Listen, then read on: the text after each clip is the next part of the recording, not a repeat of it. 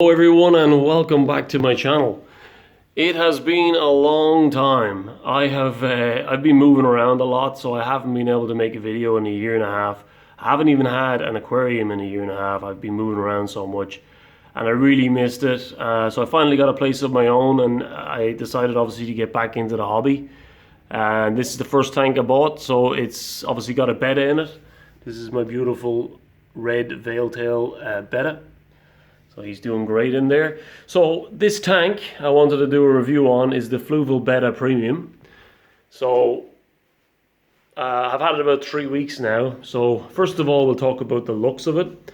As you can see, beautiful looking little tank. I love the look of it. You know, it's just sleek and looks really nice. And yeah, love it. So we'll go on to the light. So the light is, you know, it's quite dim, but it's not the brightest light in the world. But Fluval say that's because Bettas come from Southeast Asia, and it's to keep it like their natural environment. So in Southeast Asia, you got a lot of leaves on the top of the water where these little guys come from, and it keeps the water underneath a little bit darker.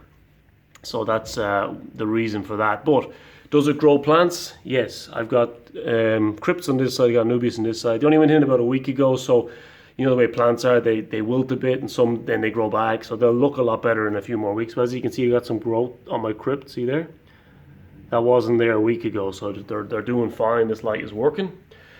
So yeah, light is pretty good. I will say a couple of negative things things that could be negative to some people, but could be positive for other people about this tank, and I'll go on to that later on in the video. So on to one of the greatest things about this tank, same as the Fluval Flex. It's got an incredible filtration system. So we'll look at the back first. As you can see, this whole back area is a filter.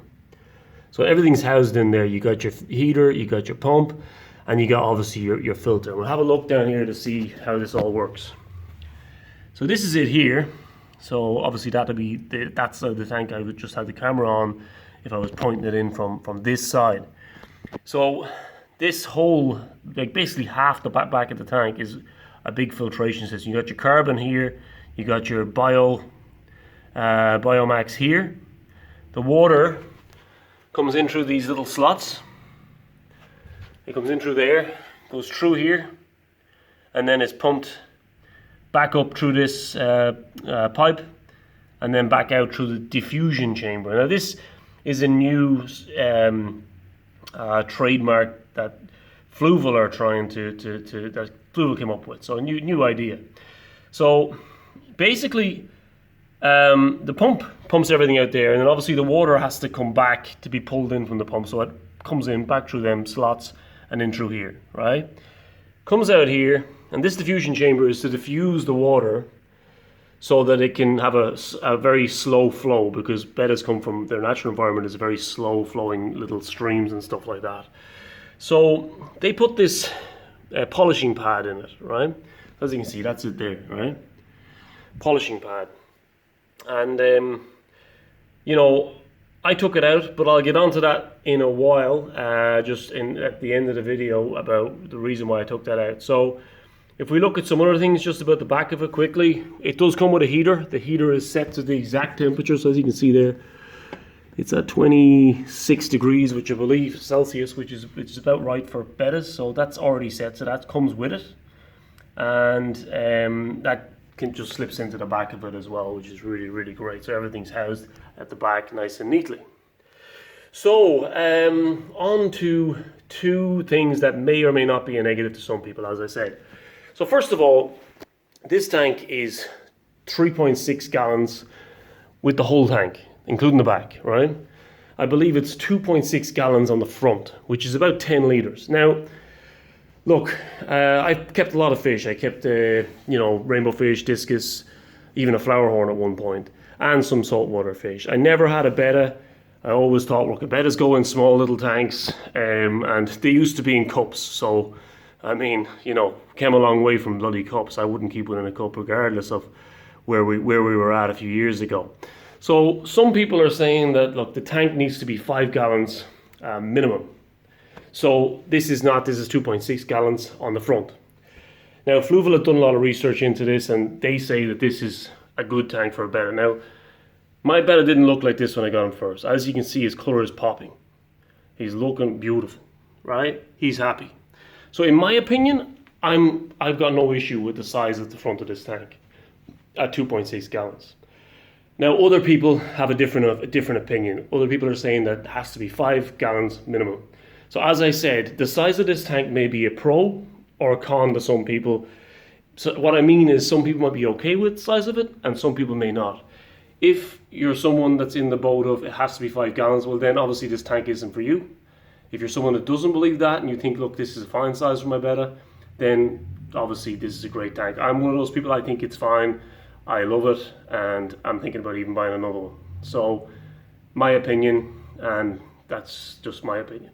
So the other thing, the diffusion chamber. Now, this polishing pad,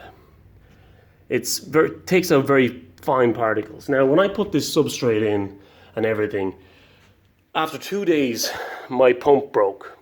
Now, could have been a malfunction, a bad pump or something. I don't know. Maybe it was just malfunctioned. I'm not sure. But when I took this polishing pad out, it was full of crap, and I reckon it was putting pressure on this pump, which in turn broke the pump. Okay, so I brought it back to the pet store, the pump, and they very nicely replaced the pump with one they got in a different box. So I took out the polishing pad completely. Now this pump does have a little dial on it that you can dial back the pressure or the power of the pump. You can like just a slider. So I took out the polishing pad and I turned down the power of the pump. Now, as you can see, there's still hardly any flow. So no issue for the Betta. So I just think it's much better to run this like that. It's there's less chance of things going wrong. So again, this could be a pro and a con for some people. So some people could love this polishing pad. If you don't have plants, then you'd be fine because you wouldn't have as much like soil and crap going into the filter. But it just gets clogged a bit too quickly, and in my opinion, it should be a more coarse sponge. So just be aware of that with this tank. Again, depends. Some people might love it, some people might not like it. I took it out. So look, apart from that, overall, would I recommend the tank? Yes, I love it, as I said.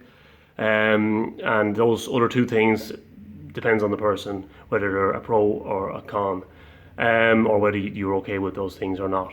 So look, as I said, I would recommend it. It's a beautiful tank. I will say, obviously, it's a tiny tank, so if you're new to the hobby, you are going to have to do a few water changes on this, maybe every 3 or 4 days.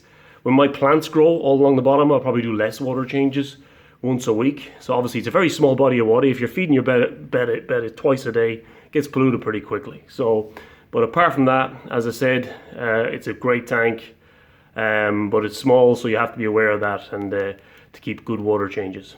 All right. Well, look, thanks for watching, everybody, and I'll see you next time, or at least you'll hear me next time. Okay. Thank you. Bye.